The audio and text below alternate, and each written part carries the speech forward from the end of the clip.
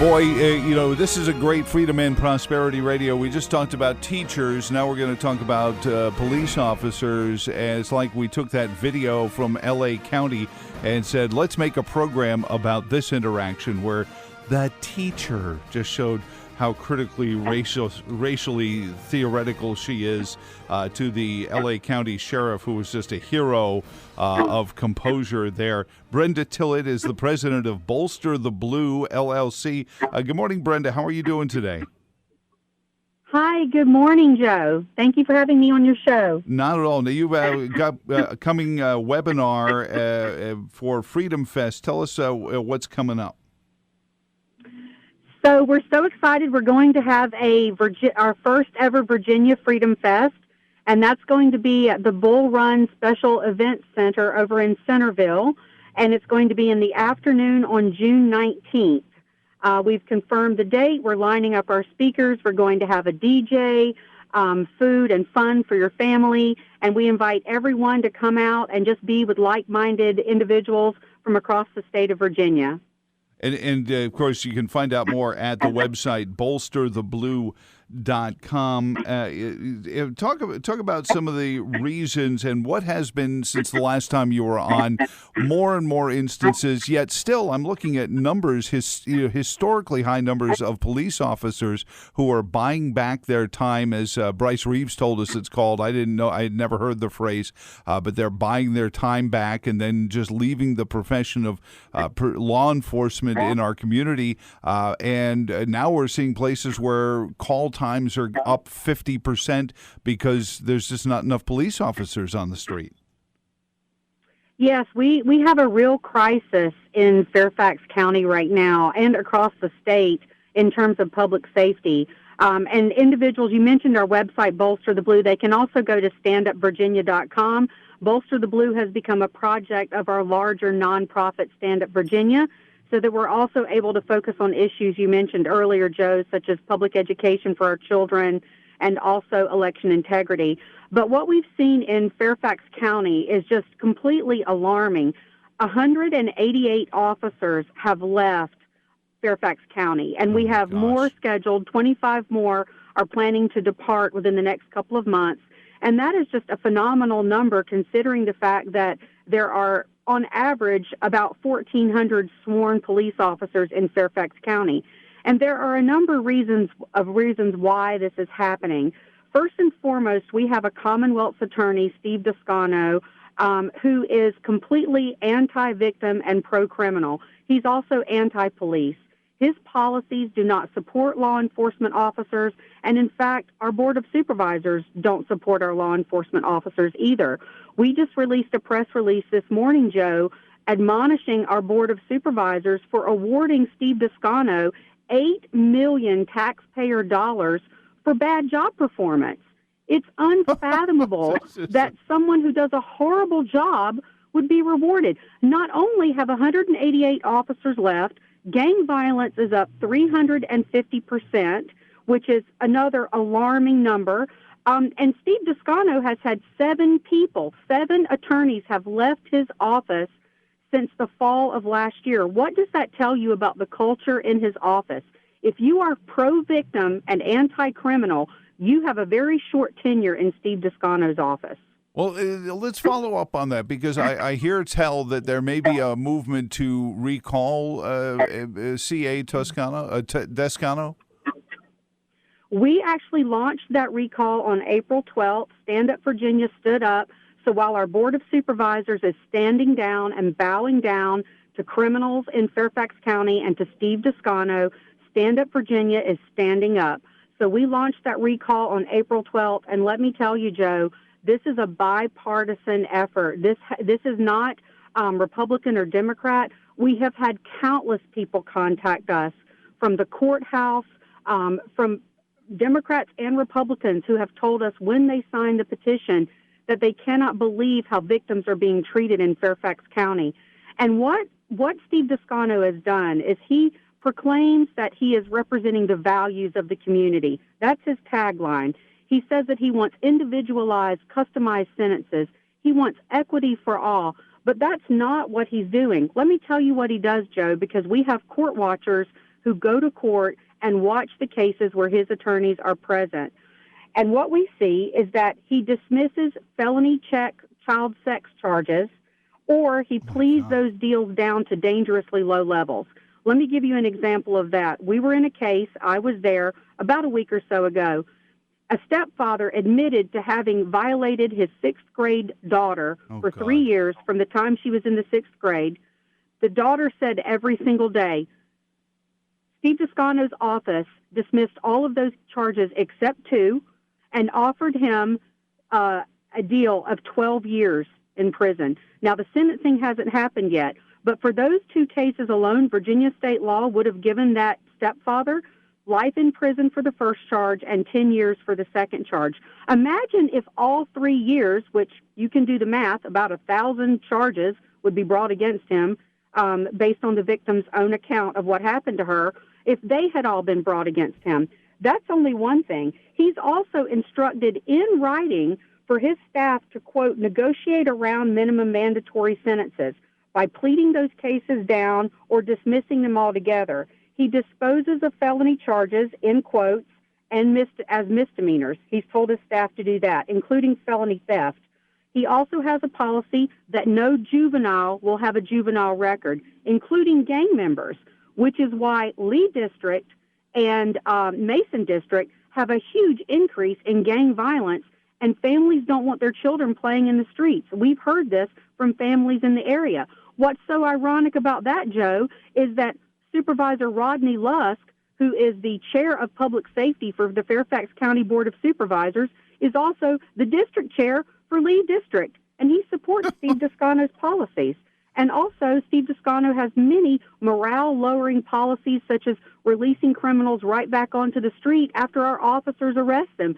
So they throw their hands in the air and say, why even do this? And they go to surrounding counties and they work for them instead of working for Fairfax County. It's a real crisis, Joe. Well, and that's the concern is always, that when somebody is violated, and I want to circle to where you talked about the felony theft, because I think this is part of this whole critical race theory, the idea that, well, you were like the rioter in Chicago that said, this isn't looting, this is reparations. I think that there is really a subtext to this, Brenda, that says, you know what, yeah, sure, we stole your car, but your car shouldn't have been yours in the first place because somebody else needed it. I've heard this out of the survival crime crowd for several years now. Is that what Descano is doing up there? He absolutely has an agenda to change and misrepresent what the actual crime rate looks like in Fairfax County and how that looks for people that he pretends to protect, such as minorities or gang members or people that he feels potentially are discriminated against. And in so doing, he discriminates against the law-abiding residents of Fairfax County and Fairfax City.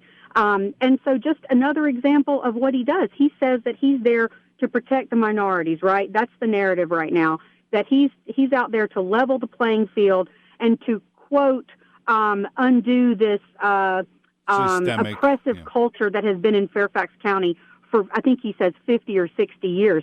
But what happens is, and what we've heard from individuals in the court system, is that if you're a minority, if you have a language barrier, if you are of lower socioeconomic class and you can't fight Steve Descano, you can't go against the fact that he's not representing you, not calling you back, not giving you the plea deal you want, you're the one that he targets. You're the one whose case he dismisses or lowers the plea deal for so that he can make the numbers look better in Fairfax County and so that he can move his political agenda forward. And what he does, it's very fascinating, Joe, if you look at how he does this, because to his supporters, it looks like he's accomplishing his job, but he's not. He says that I don't have enough money to have enough attorneys in my office to actually defend these poor minorities, these poor, lower socioeconomic individuals and families that I want to protect. But he sends his prosecutors to court, which we witnessed. I've witnessed it.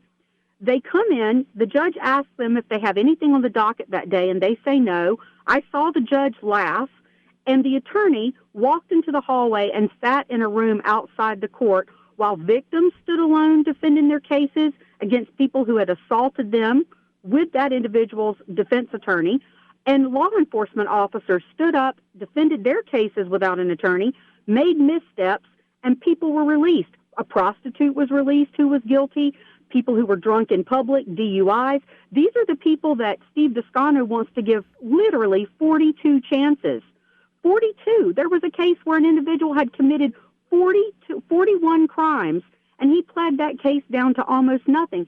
So this isn't about having mercy on a teenager who makes a mistake and clearly deserves a second chance, or someone young in life who just has a short term in their life where they wish they had done something differently, and now they need forgiveness and they need a reprieve. Mm-hmm. That's not what this is about. This is about putting felonies, repeat offenders, and people who commit felonies back on the street and leaving victims to defend themselves alone in court.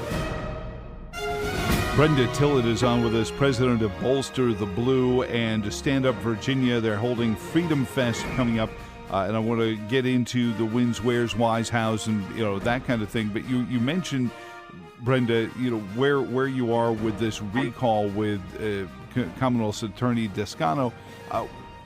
If I'm not mistaken, he was propped up by the Bloomberg Soros money and was targeting a Democrat. So this was a guy who was way far to the left, targeting somebody who was already a member of the Democratic Party for ouster from their office. Has that helped you with this recall campaign get, as you said, bipartisan support? Because I'm sure there were Democrats that liked the last guy and now kind of don't feel like they're being represented anymore.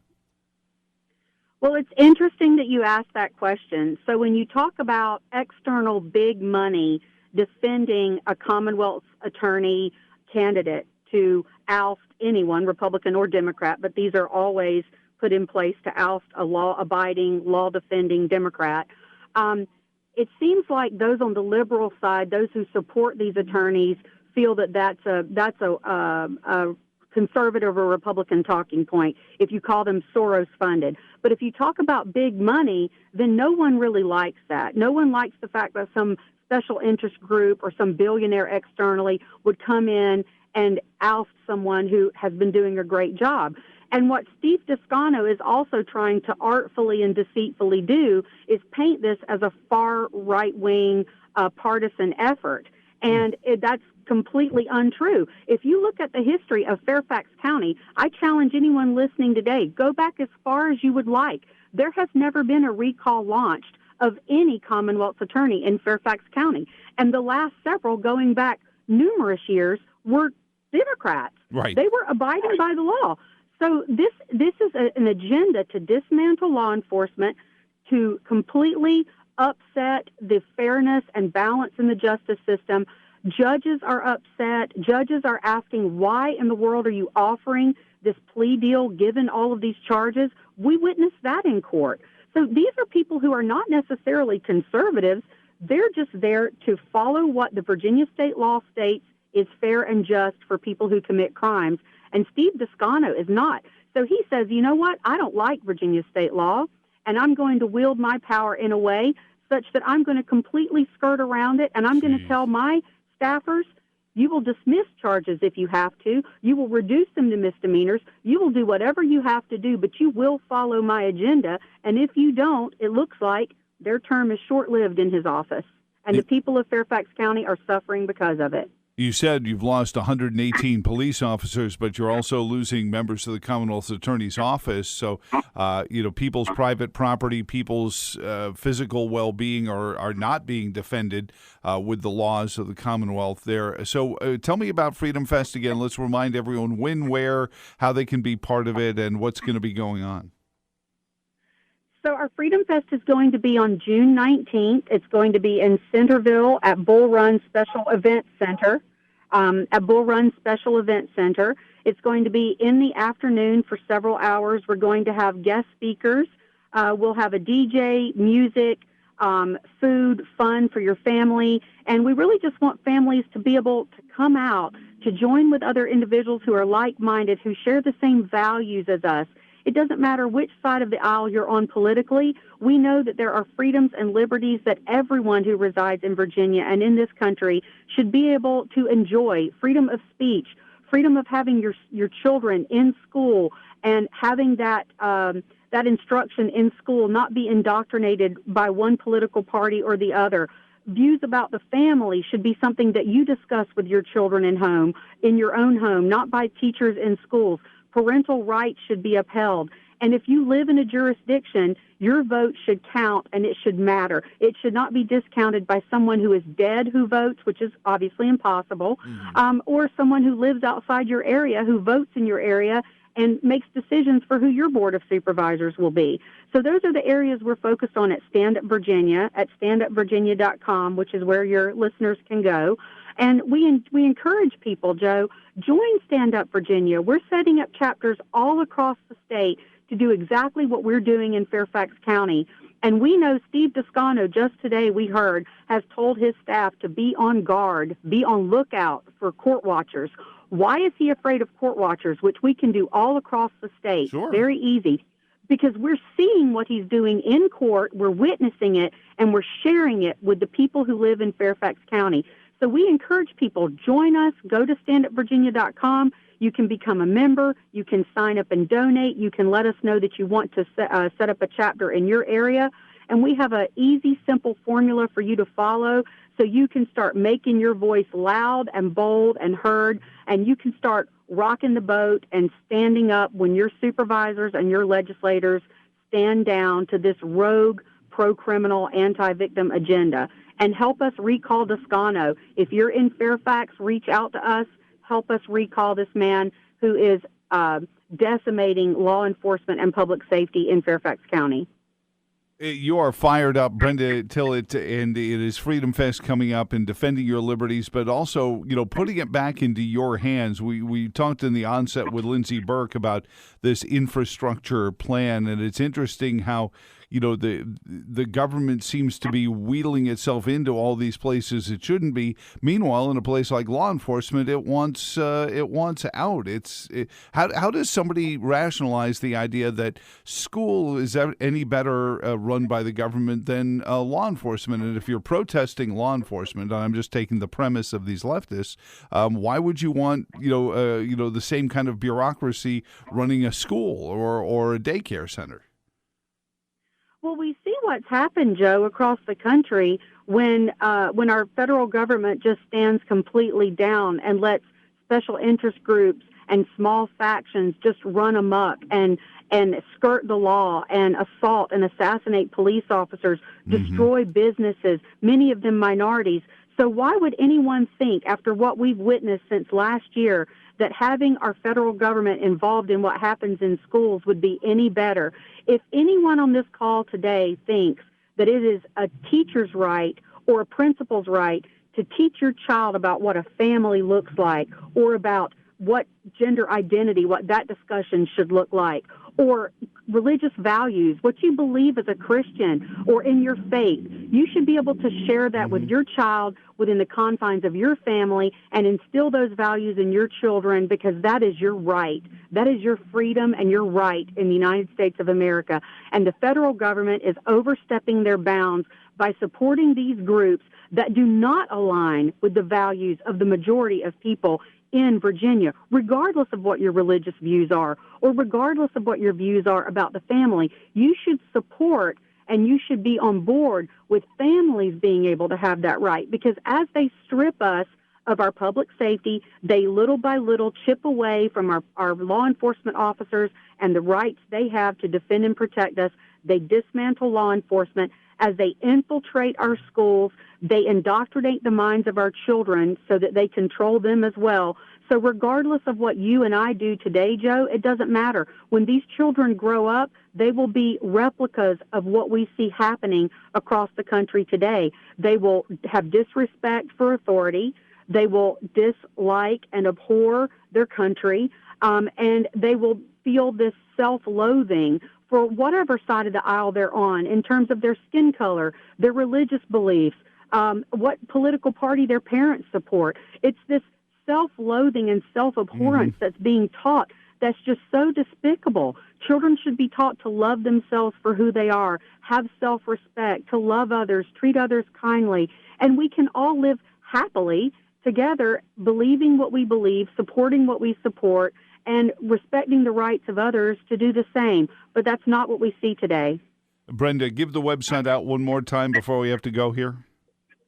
Our website is standupvirginia.com. That's where you can go and join our efforts, set up a county chapter in your area, help us recall Toscano, or donate money to standupvirginia.com to help our efforts.